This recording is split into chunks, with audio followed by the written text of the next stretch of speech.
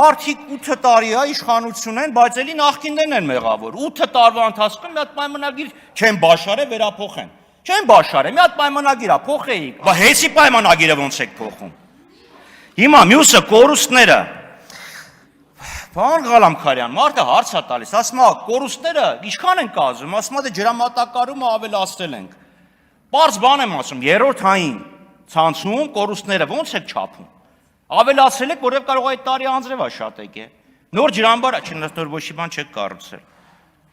Հարց է կոնկրետ, ինչքան են կազմում կորուստները, հասկանում եք, չէ՞, հունը հողից է եւ ինքը բաց է։ Եվ այս պայմաններում դուք 45 միլիոն ծախսում եք։ Աստված գիտի ինչի վրա է ծախսում, բայց հաստատ ոչ ջրամբարներ կառուցելու վրա, հաստատ ոչ ջրանցքներ կառուցելու վրա։ Եվ վերջապես պատմական ձեռքբերման մասին, դրա մասին հաճախ ենք խոսում, պարոն Ղալամքարյանն ասում է, ես հպարտ եմ, մեր կառավարությունը ծրագիր ունի,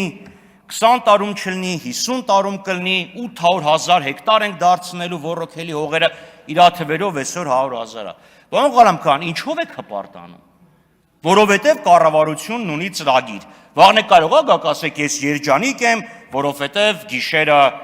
լավ երազ եմ տեսել։